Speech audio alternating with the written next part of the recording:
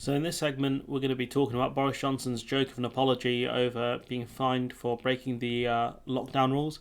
Let's also not forget that Boris Johnson's braced for a second Partygate fine as police continue to probe of 12 events.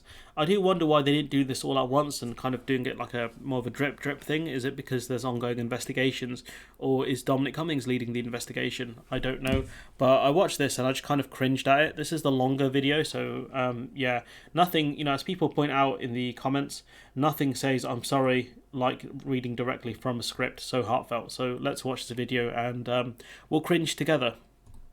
Received a fixed penalty notice from the Metropolitan Police relating to an event in Downing Street on the 19th of June 2020. And he's speaking really fast because I think he's just memorised it.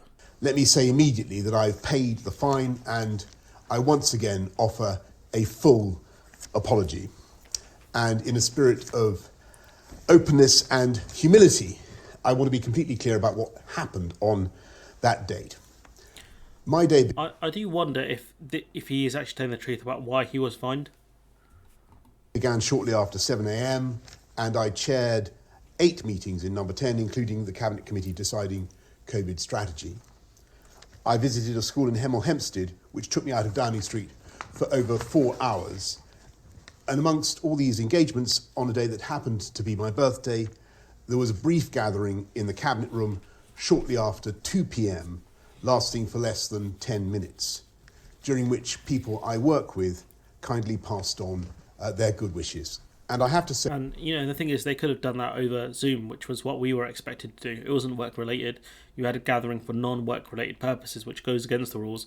They could have wished you over Zoom or sent you a birthday card in the post. So that's what you expected from other people, pal. In all frankness, at that time, it did not occur to me that this might have been a breach of the rules. But of course, the police have found otherwise, and... Bro, you wrote the rules, so how do you not know what the rules are? Come on now. And I fully respect the outcome of their investigation. I understand the anger that many will feel that I myself fell short when it came to observing the very rules which the government I lead had introduced to protect the public. It's just, if it's an apology, why are you reading off a script? Bruv. And I accept in all sincerity that people had the right to expect better. And now I feel an even greater sense of obligation to deliver on the priorities of the British people, strengthening... Bro, you should resign and forget, going for the priorities of the British people. Our priority should be your resignation, big man, and Sunak's. Our economy, creating jobs and opportunity, levelling up across the whole of the United... Except your levelling up fund is really a level down fund because it's less than EU structural funds. Kingdom. Now, of course, ensuring that Putin fails in Ukraine and easing the burden on hard-working families caused by higher energy prices. I will take that forward, that task, with due humility, but with maximum determination to fulfill my duty and do what is best for the country I serve. Thanks very much. This does make you the first serving Prime Minister to have been found to have broken the law. It's a serious matter. Will you resign? I have, of course, paid the FPN and... Yeah, it's like 50 quid when people getting like £800 fines and, some people got like 40 grand fines. I apologise once again for the mistake that I made, and as I've said just now, I want to be able to get on and deliver the mandate that I have, but also to tackle the problems that the country must face right now, and to make sure that we get on with delivering for the people of this country. That is my priority. The problem for you, though, is to do that, people have to trust you, voters have to respect you, they have to think you have authority. Isn't the fact that you broke your own laws, doesn't that mean that you can't do that? I believe that it's my job to get on and deliver for the people of this country, and that's what I'm going to do. But this wasn't an isolated incident. You've made clear you think it was just 10 minutes. It wasn't one isolated incident. There have been 50 fines so far. Do you... People who did like karaoke and other stuff like that, especially with this looming over his head as well. Take responsibility for a culture in Downing Street, the place that you live, but also the place where people work, where people thought that this kind of behaviour was acceptable? Of course, I take full responsibility for everything, Vicky, but don't forget that Downing Street is about 15,000 square feet. It's got a lot of officials working it, hundreds and hundreds of officials. I couldn't be everywhere at once, but My guy, they were belting out karaoke. Like, I don't care if they were in the office room down the hall or like on a different floor. Like, they were doing karaoke. Do you know how loud that is? Especially drunk karaoke people.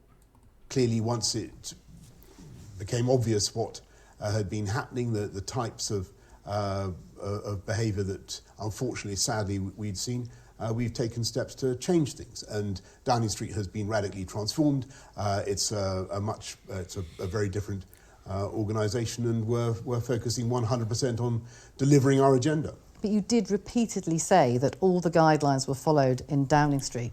And this is where he kind of tries to argue intent, which is the problem, where he'll say, I didn't intend to mislead the House. What had happened was, I didn't think I broke the rules. The Met Police have found otherwise, so technically I didn't mislead the House because I gave you the evidence I had at the time, which isn't the best argument, but that's what he's going to argue next PMQs. That was a lie, wasn't it?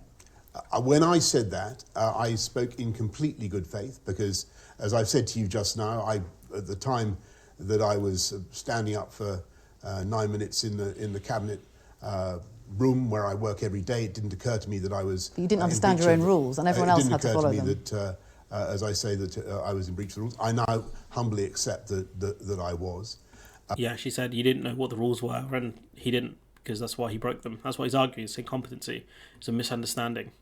But I think the best thing I can do now is, having settled the fine, is focus Resign. on the job in hand. That's what I'm going to Resign, mate. do. Do you think more fines are coming your way? If they are, I'm sure that you will be the first to know, or amongst the very first to know. Okay. Thank you. I do find it weird there's only one person in the room. But potentially there's going to be more fines on the way. So we'll keep an eye out for that to see what's going on. But yeah, anyways, let me know what you think about the fine. It's a joke, £50. If he's fined more, it could potentially go up, but who knows? Anyways, I'm going to leave it there. Let me know what you think in the comments below. Like, comment, share, subscribe. Support the channel on Patreon if you can, and hopefully I'll see you in the next one.